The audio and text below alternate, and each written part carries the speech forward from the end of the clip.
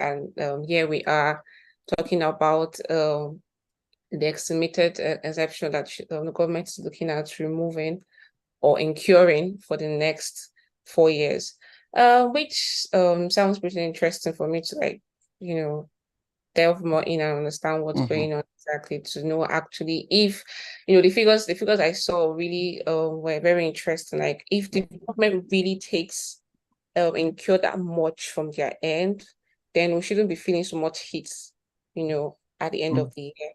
Well, that's just my thoughts and feeling around it, Sha. So Okay, let's look so at the figures and see what we have.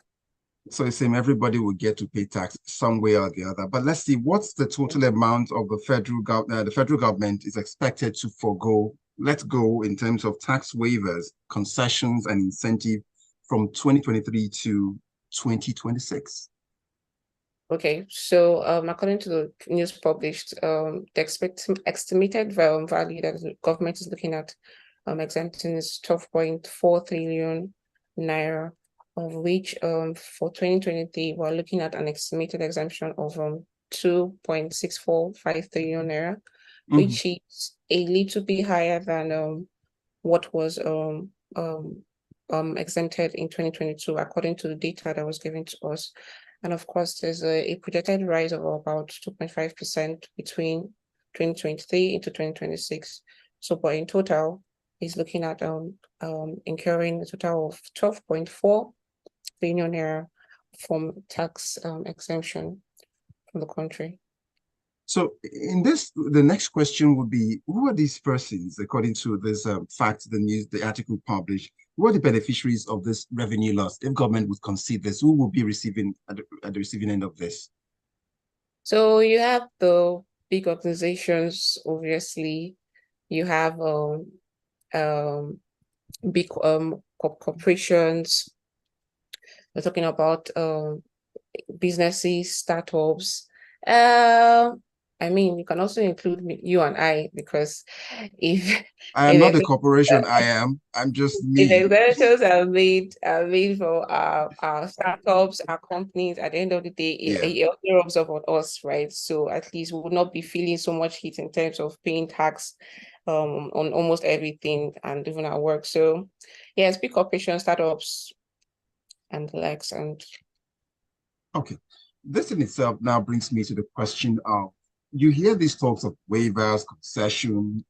What impact does it really have in terms of economic impact would it have on businesses? Is there a motivation for it? so if you look at it, let's start from here. From the previous record from last year, we state that, for instance, just on value added taxes, about 53.4% was incurred by the government for 2022. So if that's that total amount was actually incurred by government, imagine what like the total amount was that we were paying as individuals, as businesses. So if truly this expenses, this extension was actually incurred by government, I feel like the rate at which businesses pay tax on their profits, incomes, for those that do importation and all of that, should be on the reduced side. We shouldn't be feeling the heat, like I said earlier. Of course, as individuals, we pay tax on almost everything. So imagine all those your 0.8 kobo, 1 naira that's been added to your stuff. If you probably add it back to your account balance, it could do a lot for you at the end of the day. So this exemption actually, if according to the news data given to us, actually being incurred by government, yes, I feel that businesses should be thriving more.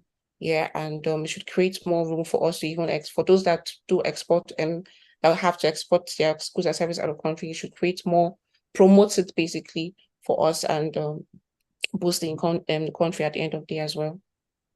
Do you see these companies as really taking advantage of this these waivers? So I think so, though I don't have my data checked, but I think so. I think so. Like I initially stated, if as an employee in a company, if truly the government do their part as a state, our companies would there will be less pressure on our companies in terms of how much they remit for taxes, and of course on our end there will be less pressure on how much we remit for taxes as working class individuals. So I think yes, I think it actually do have they do actually take advantage of it if given the opportunity, of course. So this leads us to, based on the facts we've got now, what does the revenue foregone, what does it mean? So basically, what it simply means is the total amount of government revenue that the government incurs from their end, right, which can be collected through, like stated earlier, tax waivers, collections, incentive, or any policy that has been any policy measures that has been laid out with the goal to ensure that there's economic growth and development in the country, right? Promote foreign investment from foreign countries, industrial estates, and freedom of transfer of profit and capital, among others. So infrastructure development as well, and as I earlier stated, also promote exportations of our goods and services within the country. So basically, it's just the total government revenue that they incur on our end within a time period. Looks like a fine place to get the listener ready now, because it's time to get the messages in so we can get as much as possible out of the way before we bring the show to a close in the time available. Let's get the WhatsApp messages responding to the business item this morning. Federal government to incur 12.4 trillion naira in tax exemptions over 4 years. That's what Daisy is helping us make sense of this morning on Business Express. So let's hear what your thoughts are this morning, and see 0809 444 0981. I'd like to get the messages coming there. 0809 444 0981. Now, still in the theme, around the theme of taxes, do you see, is it a problem? Do you see more people will be willing to pay taxes if really they see taxes they pay working? Or do you see that they usually go to the offices where taxes should be paid and say, I am here to pay my tax? I don't think people still do that. Like you have I really can't remember the last time I went to the tax office to physically pay my tax. Like they have like agent representatives that in different localities, different states that send reminders or have representatives come down to your, okay, for working class people, let me for instance, have representatives come down to your office to send you reminders, or there's some kind of relationship between you and agencies, or you have your accountant or financial officer who goes through all those processes to ensure that each individual have their tax paid. Actually, automatically it's deducted from your salary even before it's even issued to you at the end of the month. So as a work class person, I would say from my own experience, I can't remember the last time I went to the office. For business people, I want to believe to make life easy for you, you should build a relationship or have a relationship with a tax official, that officer that you can always work with to remit your tax, and you don't physically have to go to a tax office to remit your tax, except you know that you've been owing for a very long time and you want to kind of plead your case personally, sort yourself out. Or yeah, I think people still to go do pay their tax, and going to the offices physically, I'm not sure about that, but yes, paying your tax, I believe people still do that. No, now this also staying with the theme of the culture of when taxes are mentioned, people want to look at it from the angle of what would my tax do when I pay it? And so the grumbling experience in terms of tax, would that grumbling cease if, in your opinion, people want to see more accountability and taxes paid at work? So let's start with where you ended with accountability. Yes, if people see accountability and what is being used for, I believe the grumbling would stop. So there are so many ways that the government can earn revenue and ensure that they do what they do for the citizens, of which, yes, collecting tax from the citizens is one of them. But it would be great if you know, every promise that has been set out by the government is actually being fulfilled. So we're collecting tax because we want to ensure that your infrastructures are, well developed. We want to ensure that your businesses between other foreign countries are smooth. Exchange rates are favorable enough for you to do your exportation and exportation smoothly. Healthcare facilities can be easily accessed at cheaper rates in conducive buildings. School fees should not be on the high side. Every child, at least an average child, should be able to go to school and be able to pay their fees without having to struggle or juggle. Have them walk on the streets, every day after school and all of that just to survive. So I feel, yes, if truly the tax that have been collected from us are used for the right purposes, there's transparency, there's accountability, we are seeing the value. Yes, definitely. The rumblings and the runnings would definitely, most likely, would definitely reduce. So this brings us to a final question for you, Daisy, and let's see as we wrap up now. What budgetary functions are the exemptions listed in the MTEF report intended to support?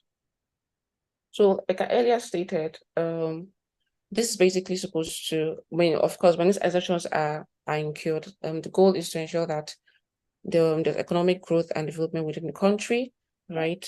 Businesses can easily thrive, entrepreneurship can be encouraged within the system, improve industrial development basically, and as I earlier said as well, promote exportation of our goods and services. We shouldn't just be the only one importing, and we're not just importing at a favorable rate. We're importing at a rate that keeps skyrocketing every day as it looks. Yes. So we should also be able to export our own goods and services and have favor of exchange foreign currencies as well in our possessions.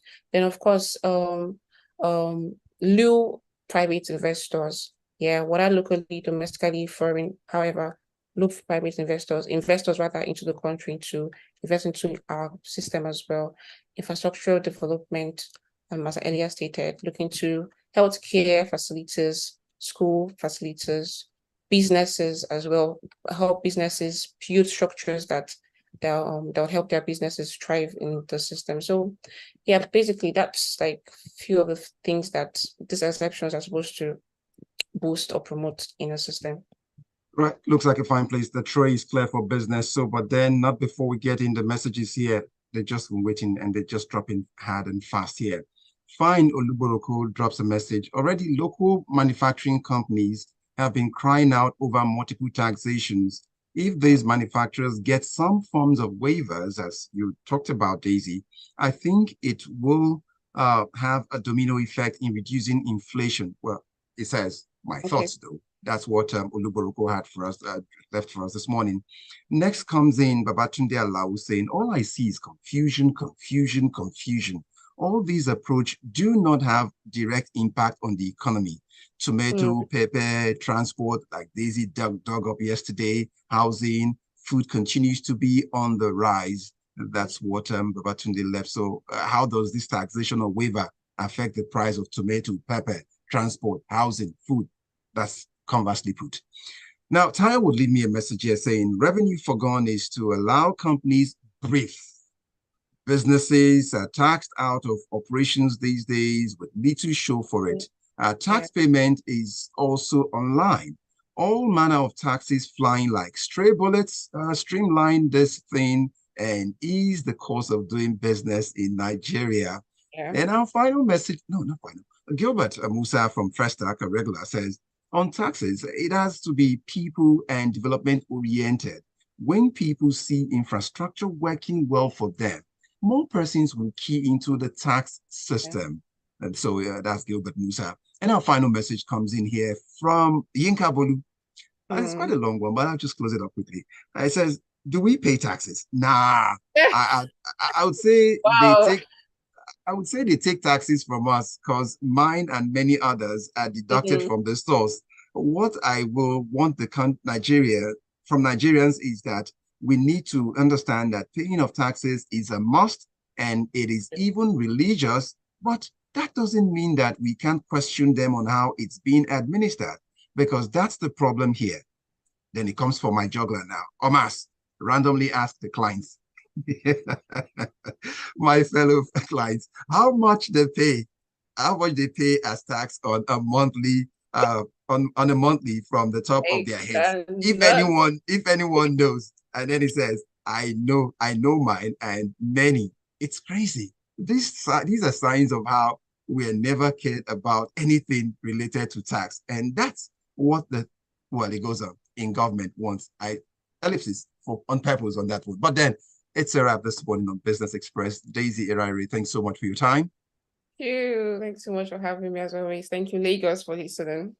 And this is a soft reminder. Tomorrow is going to be Tech Friday and the Mhm. Business Express Tech Friday edition. So we look forward to having a wonderful engagement also.